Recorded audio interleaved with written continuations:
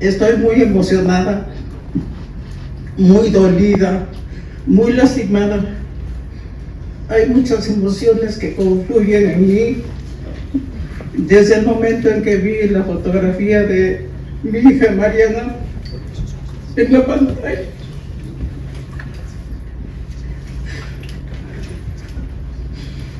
Quiero agradecerle a todas las personas que se encuentran en este lugar. Le agradezco mucho a la doctora Carla Quintana porque ha sido una parte muy importante en la lucha. A todos los ministros y ministras de la Suprema Corte de Justicia de la Nación. Yo soy madre de Mariana Lima Buendía. Mi hija era una estudiante de la Universidad Nacional Autónoma de México. Estaba estudiando en la Facultad de Derecho. Ella quería ser licenciada en Derecho para poder ayudar a las causas nobles, a las personas que no tuvieran para pagar un abogado como yo, pero ya no pudo concluir sus estudios. Ese sujeto asesino, feminicida, policía judicial del Estado de México, no le permitió concluir sus estudios. Fue a hacer su servicio social a Chimalhuacán. Allí fue donde lo conoció en el 2006. Empezaron una relación de amistad, después una relación de noviazgo, para más tarde, el 13 de diciembre, se casaron. Sin imaginarse mi hija Mariana que iba a vivir una vida de extrema violencia. Violencia física, violencia psicológica, violencia sexual, violencia patrimonial, violencia económica, de todas las violencias habidas y por haber. Mi hija Mariana las vivió y las sufrió en 18 meses. A los 3 meses, a las 3 semanas, se acabó la luna de miel. Le puso su primer golpiza y mi hija me habló por teléfono para que yo fuera por ella. Estaba muy golpeada y en la cocina en la pared de la cocina recargó un bat y le dijo: con ese bat solamente te voy a dar una en la cabeza y te voy a meter a la cisterna, porque allí ya tengo a 2 o 3 viejas que no aprendieron a tratarme como yo merezco. El sujeto se sentía con privilegios. Él decía que era policía judicial y que a él nadie le hacía nada.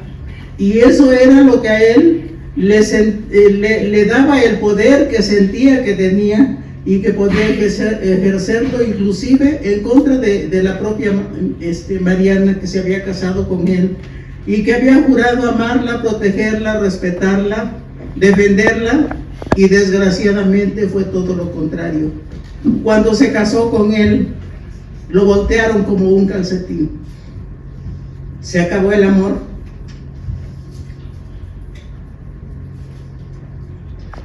Para en 18 meses haberse separado varias veces de él, en donde la obligaba a que regresara porque le decía que iba a matar a mi esposo y a mí, y Mariana pensó que de esa forma nos protegía, para que finalmente el 28 de junio del 2010 la matara con violencia. Y fue tan vil y tan cobarde de decir que mi hija se había suicidado. Y las autoridades de Chimalhuacán le creyeron. Llega él a iniciar la denuncia y dice que fue desde el 28 de junio. Su propio inconsciente, que estaba muy consciente, lo estaba traicionando. Entonces, más adelante, en la segunda declaración, ya dijo que era el 29 de junio. Finalmente, los 3 médicos forenses, cuando hacen el dictamen médico forense que le hacen la necropsia, dicen que la mató desde el 28 de junio. Y mi hija no se suicidó.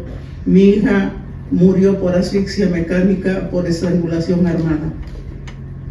La primer médica forense, Yaneli Yoali Carrasco Lugo, hizo el dictamen de necropsia sin ningún rigor científico, pero a pesar de que no hubo ningún rigor científico, sí determinó la fractura que tenía en el cuello y que decía que tenía la fractura en el cartílago cricoides y que el cartílago cricoides está abajo del cartílago tiroides y cuando es un ahorcamiento, como decía el sujeto asesino feminicida que era su esposo, el hilo tiende a subir. Era un hilo más o menos como este de 5 milímetros de diámetro. Es imposible que mi hija se hubiera podido colgar con un hilo tan delgado que aguantaba, porque yo hice las pruebas de resistencia y aguantaba 14 kilos y medio.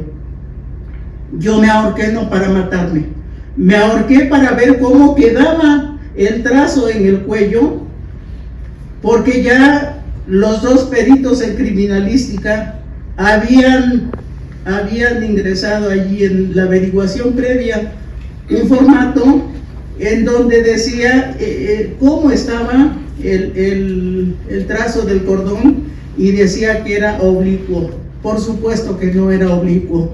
Allí estaban las fotografías y quedaba exactamente como cuando uno se pone una cadenita de forma horizontal. Hubo muchas inconsistencias.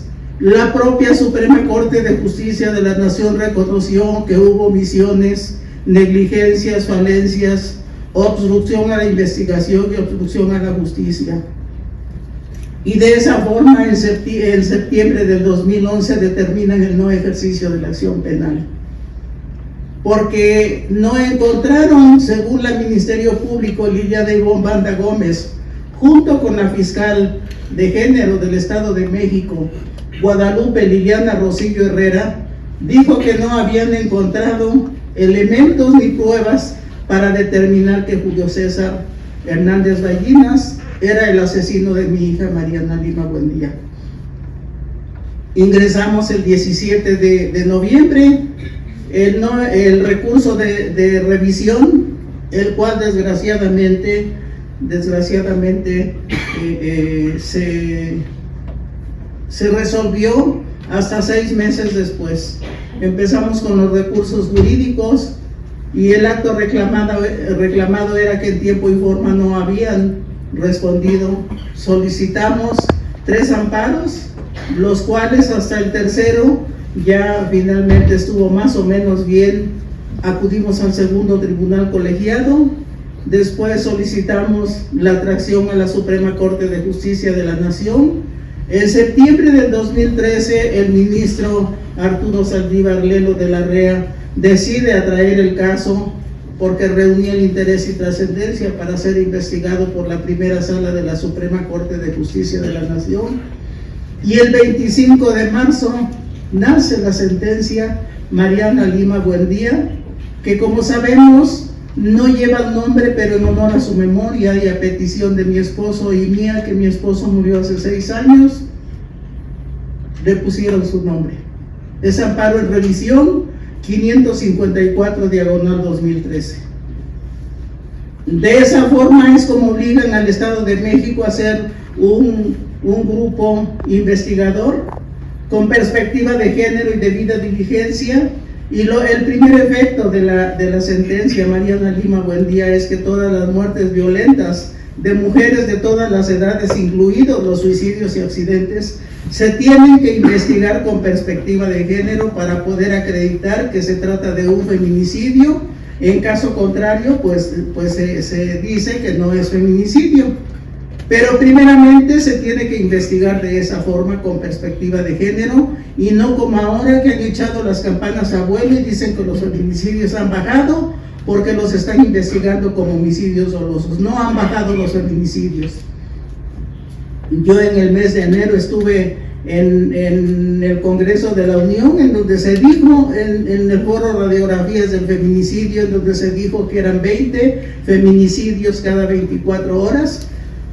Y ahora que yo inicié la caravana desde el noviembre del 2022 para dar a conocer esta sentencia, porque cuando nació el 25 de marzo del 2015 no se dio a conocer en las 32 fiscalías de los 32 estados, y yo asumo esa responsabilidad desde noviembre del 2022, y ahorita llevo ya 23 estados recorridos, en donde me doy cuenta de que la sentencia Mariana Lima Buendía de la Suprema Corte de Justicia de la Nación no la conocen.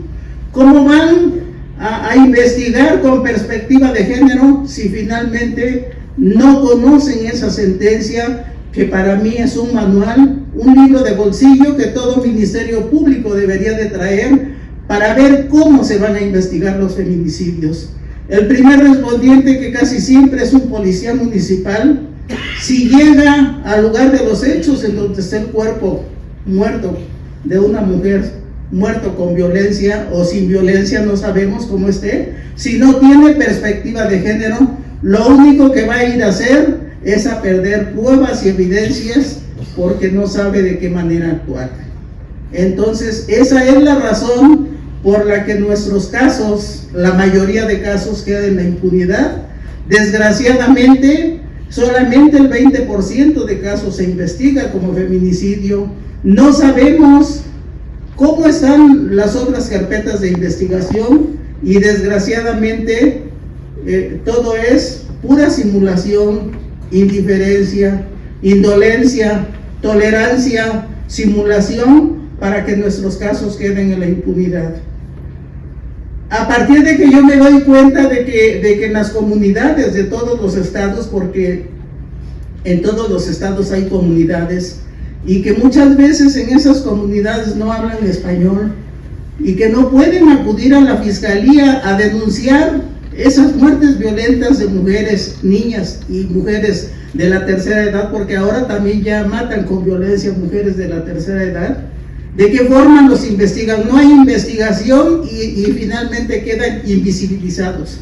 Por eso me doy a la tarea yo, desde en julio ingresé la solicitud de la ley Mariana Lima Buendía, para que realmente se dé a conocer y se investigue, haya algo que realmente obligue al Poder Judicial, hablo de fiscalías, ministerios públicos, jueces, fiscales, policías de los 3 niveles, en donde desgraciadamente no saben lo que es perspectiva de género, y a mí no me pueden decir que sí conocen y que sí la aplican, porque llevo 23 estados y el único estado que se comprometió fue el estado de Durango, en donde dijo que iba a incorporar los estándares, las leyes, los protocolos, los lineamientos, los criterios nacionales e internacionales que hay en esa sentencia Mariana Lima Buendía, y que los iba a incorporar en su universidad judicial para ver si algún otro estado replicaba, y en este ciclo escolar ya lo hizo, ya incorporó la sentencia Mariana Lima Buendía, pero finalmente solo es un estado. Nadie quiere saber de los feminicidios, nadie quiere hablar de los feminicidios, pero nosotras como madres de víctimas seguimos levantando la voz, porque nuestras hijas duelen. Nuestras hijas no son cifras, nuestras hijas no son números, fueron vidas que estuvieron aquí y que finalmente les robaron su proyecto de vida, y que no tan solo su proyecto de vida, su propia vida se las arrebataron de manera vil y cobarde. Por eso me encuentro en este lugar, porque finalmente no descansaré hasta que realmente pues ya no tenga vida. Seguiré luchando porque haya justicia y justicia para todas esas muertes violentas de mujeres de todas las edades, y eso es lo que estoy haciendo a grandes rasgos. Hay mucho que decir, hay mucho que hablar, el tiempo desgraciadamente no nos lo permite, pero finalmente yo sigo diciendo que no podemos cerrar los ojos, porque guardar silencio es como cerrar los ojos en la oscuridad. Nada cambia y de nada sirve. El silencio es el ruido de fondo de las violencias machistas, y no nos vamos a callar, no les vamos a dar la comodidad de nuestro silencio. Justicia y justicia para todas. Y lo único que me resta decir es que las madres luchando a México estamos transformando y lo vamos a seguir haciendo. Es cuanto.